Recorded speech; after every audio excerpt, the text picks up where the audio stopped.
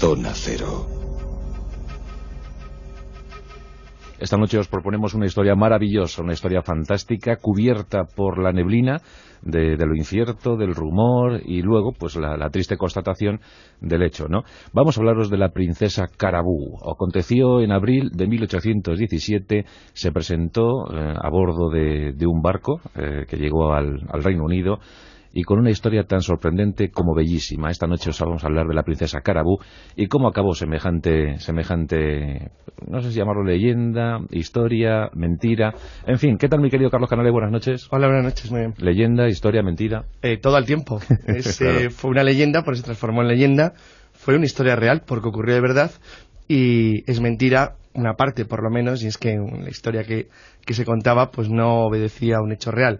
Pero todo se juntó para hacer una historia pues realmente muy original, de las historias de impostores, que en el siglo XIX estuvieron muy de moda, hay muchísimos. Sí. Es el siglo de los impostores, con el XVIII para mí son los dos grandes siglos. Bueno, y acuérdate que en el XX también Anastasia Romanoff... Fue la última, yo creo, de esta tradición, de la tradición famosa, pero de todas maneras probablemente esta es de las más bonitas. A mí hay dos historias de impostores que siempre me han gustado mucho, la del rey de la Patagonia, que es una cosa verdaderamente pintoresca, y la de la princesa Carabú, porque la de la princesa Carabú es de los casos en los que la gente cree porque quiere creer. Sí. O sea, no por otro motivo especial. Mi querido Jesús Callejo, buenas noches. ¿Qué tal? Muy buenas noches. Es verdad, es una historia tan hermosa que merece ser creída, ¿verdad? Sí, merece ser creída y merece que se hiciera una película como se hizo. Porque hay mucha gente que no conoce esta película que se hizo en el año 1994, que tiene precisamente este título, La princesa Carabú, que es de la que vamos a hablar ahora, y que tenía todos los ingredientes de una historia de hadas, una historia fantástica, de una mujer que aparece prácticamente de la nada, que nadie sabe nada de ella, que habla un lenguaje indescifrable, que tiene unos tatuajes orientales, que además aparece también con una especie de sari con un turbante en la cabeza. Todo eso es como el preámbulo de una historia que se desarrolla no durante mucho tiempo, no dura más de un año, hasta que se desvela el desenlace, pero que en ese año mantiene en jaque a toda la alta clase inglesa de aquella época, estamos hablando de principios del siglo XIX, e incluso con moraleja, que al final contaremos esa moraleja como todo buen cuento de hadas debe tener. Desarróllanos un poco la historia, Carlos, a ver. Estamos en abril de 1817. Bueno, la historia empieza en 1817 y un zapatero se encuentra pues de manera sorprendente en Inglaterra. También es importante porque para intentar entender todo el disparate de lo que ocurrió después hay que también ponerlo un poco en situación del lugar. El zapatero trabajaba en Almondbury, en Gloucestershire, y bueno, pues encuentra a una chica de rasgos, bueno, aparentemente exóticos, no parecía inglesa, era muy morena, tenía rasgos ligeramente... Él pensó que podían ser ligeramente asiáticos, pero no teníamos nada claro, porque no sabía muy bien dónde estaba Asia, ni nada parecido. Hay que tener también dónde estábamos. Y bueno, pues lo que sí descubre es que esta chica aparentemente no hablaba inglés, no se entendía con él y estaba completamente desorientada. Bueno, pues preocupado, pues vio que vestía de una manera muy rara e intentó que se comunicara con alguien que pudiera entenderlo. Lo que pasa que durante un tiempo no lo logró. No lo lograron y bueno, el hecho cierto es que ante una situación así, pues lo que hay que hacer en estos casos es ponerlo en conocimiento de la autoridad civil, que es lo que hizo. En principio lo entregaron, por decir una manera, a una especie de custodia de los pobres, es decir, una especie de organización encargada de custodiar a las personas sin hogar o a los extranjeros perdidos o cosas de este estilo. Hasta que, y luego empezaremos a entrar ya en más detalle en el asunto, finalmente consiguió entenderse con alguien. Ese alguien no era inglés, era un marinero portugués que se llamaba Manuel Eineso. Bueno, parece que se llamaba Enes, era el apellido. Que decía que sí, que él era capaz de entenderla, que él había navegado desde Timor por los mares de Oriente y que decía que era originaria de la isla de Yabasu, que había sido capturada por piratas y arrojada al mar o se había escapado en el canal de Bristol. Bueno, pues esta es en principio la historia. Aquí tenemos a una muchacha, al parecer proviene de Oriente y fue capturada por piratas, era princesa, semejante dignidad, pues bien merecía un rescate, pero no. La arrojaron al mar. No, más que arrojarse, la versión que da primero este marinero portugués y luego ella, pues, poco a poco hace la apariencia de que va aprendiendo inglés y va relatando alguna experiencia más, ¿no?, de sus avatares, lo que cuenta es que cuando ya estaba cerca del canal de Bristol, ella se lanza al mar y logra ir a nado hasta tierra, y allí, pues ya perdida en el campo, es cuando la encuentran unos campesinos, en concreto pues un zapatero, y a partir de ahí es cuando resurge un poco toda esta historia este día 3 de abril del año 1817. Así que se la ve ya con un ropaje desde luego exótico, que no corresponde a esa localidad inglesa ni a todo el continente. No se puede hablar con ella porque ella solo se expresa en principio en gestos y después en un lenguaje donde solo se distinguen dos palabras, porque son las que repite con cierta asiduidad. Por una parte es Carabú, dirigiéndose a ella misma, y además por los ropajes y por la dignidad y por el porte, pues todo indicaba de que debía ser una princesa. A partir de ahí se la empieza a llamar ya la princesa Carabú. Y por otra parte menciona mucho lo de Yabasú, o sea, como el lugar de procedencia. Entonces, bueno, pues ya se va reconstruyendo un poco toda esta historia en los meses siguientes, que no deja de ser sorprendente porque pasa por distintos lugares. Hay que recordar un poco también el ambiente que había en aquella época. Por entonces está gobernando el rey Jorge III. Estaban eufóricos. Habían derrotado a Napoleón. Exactamente. Se había prohibido la mendicidad. Entonces a esta mujer, claro, lo primero que se le acusa es de algo en principio evidente, es decir, que es una mendiga que se está haciendo pasar por una princesa oriental.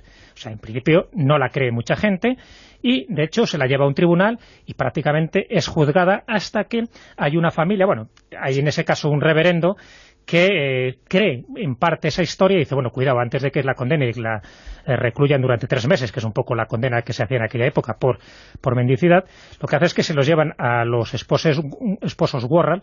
El Samuel Worrall era un banquero y ella, pues, puesto de la alta clase, de la alta sociedad, y dice, bueno, pues a ver qué pasa, a ver si entre ellos, que conocen, tienen contactos, pues, con traductores, en fin, con gente culta, pues a ver si saben un poco si es, por una parte, o una impostora, o realmente es verdad lo que está diciendo. Hombre, salvando las distancias y con las muchísimas diferencias que existen, pero recuerda mucho el caso de Kaspar Hauser, ¿no? Sí, bueno, un es caso parecido. que ocurriría un poco más tarde, en 1828. Es relativamente parecido, por lo menos en lo que es la escenografía, la puesta en escena. La súbita aparición. Sí, claro. Es muy parecido.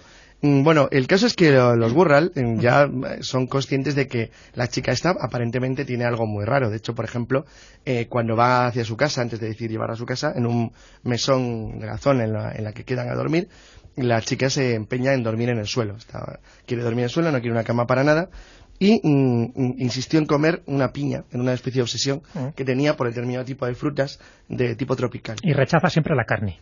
Exacto. Entonces, bueno, todas estas cosas les van haciendo pensar a los Worrall, que son los que se van a encargar de cuidarla, que hay algo extraño, que hay algo de verdad en la posible historia que está contando, y que tal vez tenga algo interesante que contar de la isla de Yabasú, que es lo que ella dice, junto con Carabú, cuando se dirige, como bien ha hecho Jesús, a ella misma. El caso es que aunque ella no lo ha manifestado, porque no había hablado con nadie, salvo con el marino portugués, que tampoco parece que la entendiera mucho, lo que sí parece bastante claro es que se empieza a construir la historia una vez que llega a casa de los Worrall. La señora Worrall dice, esta chica lo que es una princesa. ¿Por qué? Porque un día, hojeando imágenes de unos libros, ella mira, por ahí cotilla, pasea... Sí, sobre todo libros de James Cook. Claro. Se detiene principalmente en un libro donde hay inscripciones en chino. Esto. Entonces abre las inscripciones en chino... Sí, porque van buscando tatuajes y van buscando lo que más se parece... Allá le van enseñando cosas para ver si intentan localizar más o menos la zona a la que viene, hasta que ella se queda detenida, de una manera así como pasmante, en unas cosas que están con caracteres de grafía china. Es que imagino, Carlos, que las mansiones de la campiña no se hablaría de otra cosa en ese tiempo. No, claro. Era la noticia, ¿verdad? Bueno, llegó a ser muy famosa en Inglaterra porque la noticia empieza a correr rápidamente. Además, ella cuando encarga la ropa, claro, es decir, los Worrall tienen dinero, le traen gente a su disposición para vestirla como ella quiera, pero ella rechaza todo tipo de vestimenta moderna, de tipo europeo occidental, y empieza a elegir un tipo de ropajes que al final, bueno, que es como la dibujaron. Se conservan 2 dibujos originales de la época de la princesa Carabú, y la dibujaron siempre como ella se había autodisfrazado, en cierto modo, que era de qué se iba, pues de princesa oriental. Claro. Entonces, claro, es decir, entre los que había, bueno, primero hay que tener en cuenta varias cosas. Inglaterra era un país ya complicado en esa época para mantener una ficción de ese tipo, por 2 razones. Primero, porque tenía colonias en Asia.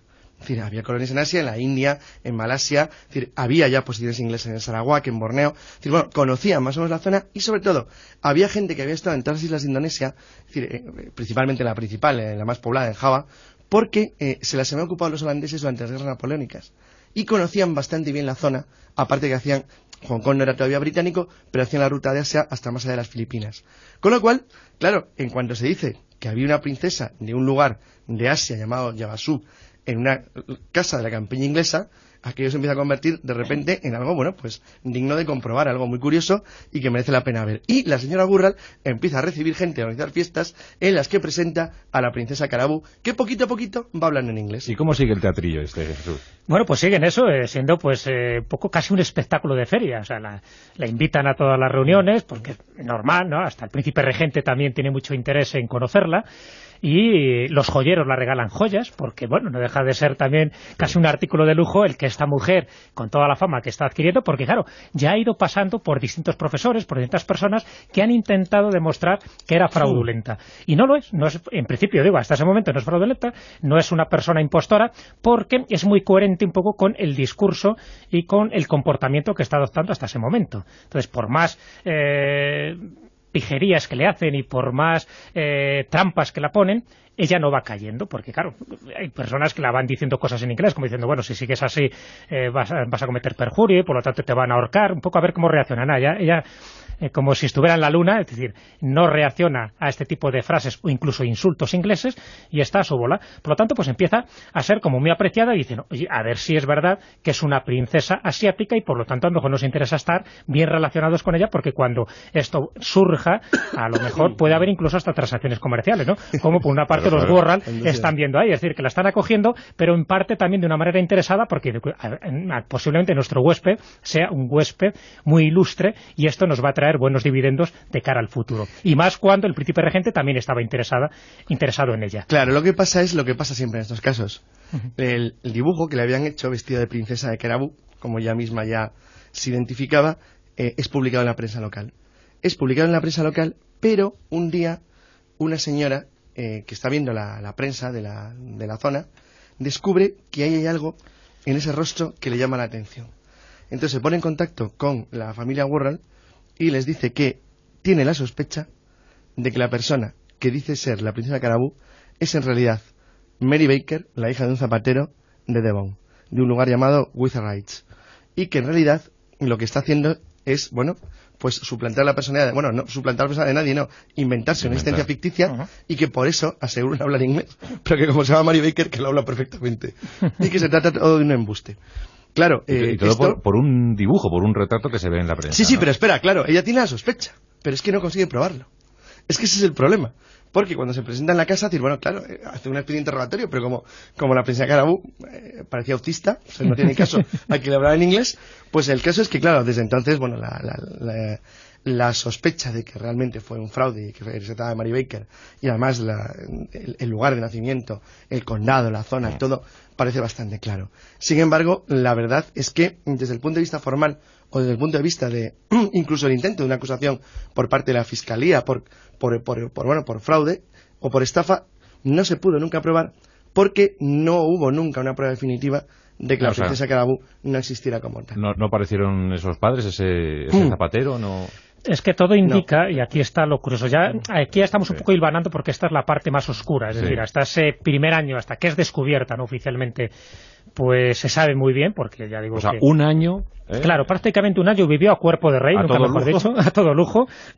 Fiestas, comentarios, relaciones... Todo, sí, además la regalaban de todo, en fin, asistía a todo tipo de ceremonias y lo único que ella tenía que mantener esa pose, bueno, una pose muy bien hecha, porque se había estudiado prácticamente todo, es decir, incluso llevaba tatuajes en uno de sus muslos, con lo cual pues incluso también determinaron que eso era algo exótico y que evidenciaba la realidad de la versión que ella daba. Lanzaba también flechas con arco, que tenía una puntería magistral. De esas que hacía a propósito para escandalizar a la sociedad, eso para que se bañaba desnuda. Claro, para que se le vieran los tatuajes. Claro, cosas de este con tipo. lo cual, claro, estaban todos, bueno, causaba una expectación. De ahí el visionado del muslo.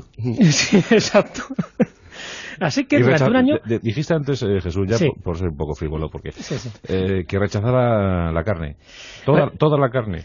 Sí, porque parece que tuvo, sobre todo por parte de los criados de los Gurral, pues tuvo algún acercamiento, un poco, siempre partían de la base de que era una farsante. Entonces, dice, bueno, pues vamos a... Los criados que eran más listos que el hambre, ¿no? Sí, porque los criados, dice, a mí esto no nos engaña, porque los criados eran de la clase baja y esta es una muerta de hambre que está intentando aparentar lo que no es, ¿no? Sí. y más en una época donde los vagabundos y los mendigos pues abundaban bastante. Y se las ingeniaban. Y se las ingeniaban. Entonces, claro, aquí es donde ya un poco es el desenlace de toda esta historia. Resulta que el padre de la criatura, de Mary Baker, como así parece que se revela como auténtico nombre, era el mismo zapatero que es el que la encuentra. Claro. Al principio. Es decir, Acabáramos. ¿os acordáis que estamos diciendo que un zapatero, más personas... Fue la que manera de un zapatero, introducir en la alta sociedad a su hija. Entonces, estaba en connivencia por lo menos con dos personas, Mary Baker. Primero con su padre y segundo con el portugués.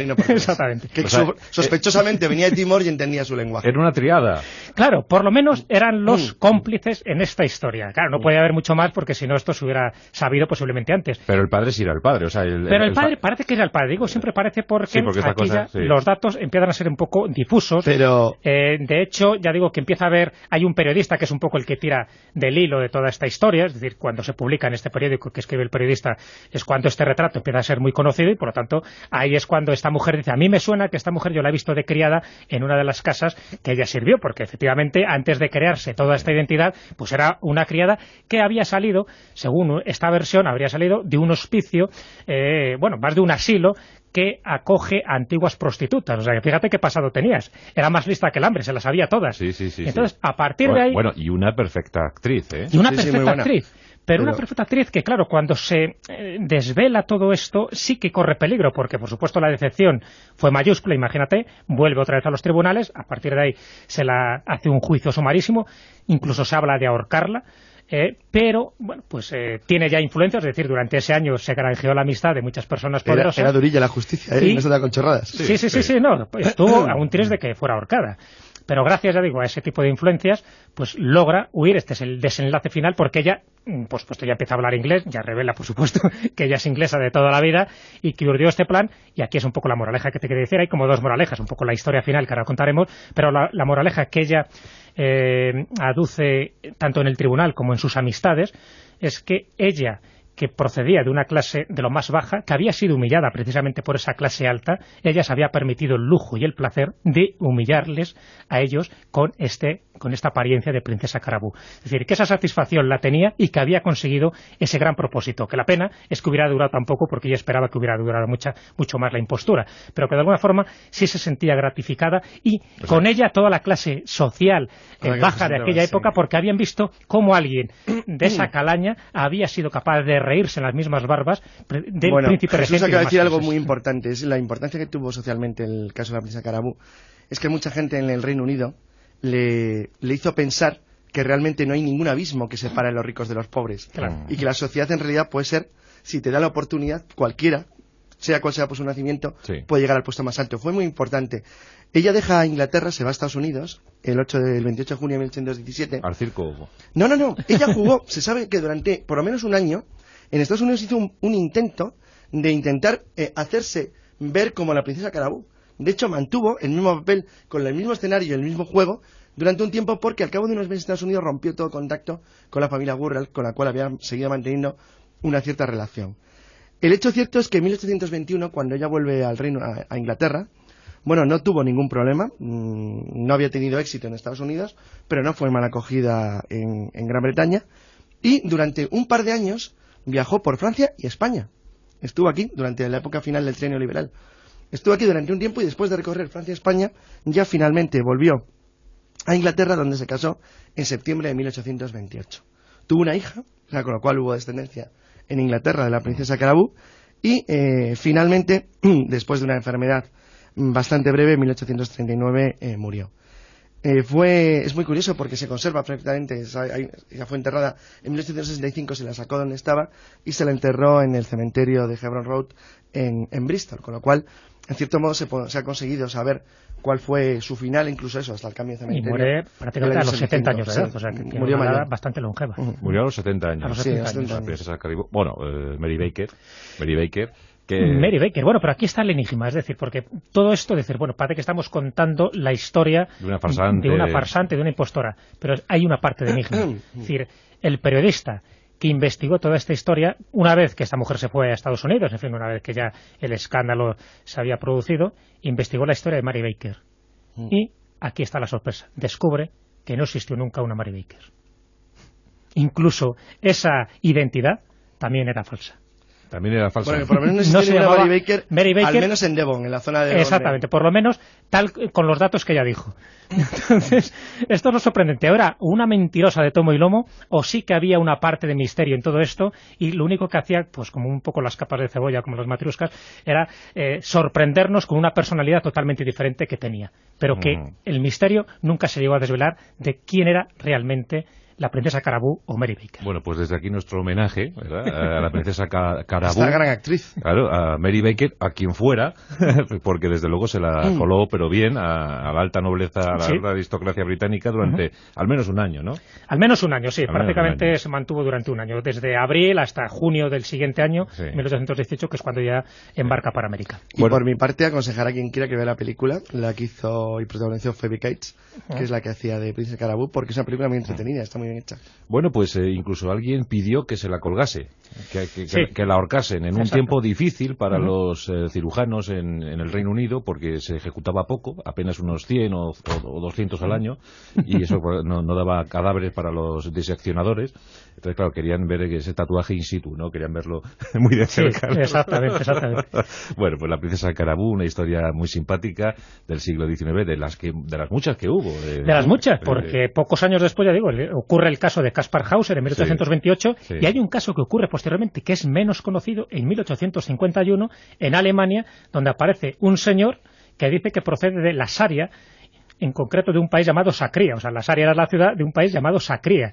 O sea, este señor era Joseph Borin y nunca se supo dónde estaba Lasaria, ni por supuesto dónde estaba este país en Se puede hacer toda una lista, un top 10 de los principales impostores, porque hay una lista increíble. Fue un año, que fue un siglo bastante fructífero en cuanto a personajes que aparecen prácticamente de la nada, un poco lo que decía Jacques Bergier, ¿no?, en ese libro famoso que donde había divulgar esta historia junto con otra, que es Avisado para otra tierra, donde decía que parece que la policía del otro lado había tenido un descuido y se les habían escapado unos cuantos, ¿no? Sí, lo que pasa es que ya con lo de la Anderson, ¿verdad?, con lo de Anastasia Romanoff, hay ya el ADN y todo esto. Sí, no, está claro, y además también en aquella época estaba muy de moda el caso del impostor de Luis XVII, con lo cual la gente estaba como un poco prevenida contra este tipo de personas, pero bueno. El caso del impostor de Luis, lo hemos contado también. Lo hemos contado también. También con el ADN con el ADN y sabiendo ya lo que le pasó. El corazón de aquel niño ya está donde tiene que estar, al lado de sus papás. Ahí lo contamos en el libro de Enigma. Exacto. Bueno, pues muy bien, querido Carlos Canales, toma para ti este turbante asiático. Mira qué bonito, mira qué bien me queda. Este pertenecía a Mata Hari, que como bien sabes también fue una bailarina javanesa. Pero tiene un agujerito de bala. Lo venderé en una subasta. Eres muy malo, Jesús, y ahora que tienes página web estás insoportable, con el jesuscallejo.es, estás crecido. Sí. Estoy crecido. ¿Qué me das a ver? Te voy a dar un tatuaje. Sí, me imaginaba. Es una calcamonía de estas, de los niños. Tiquita y pon.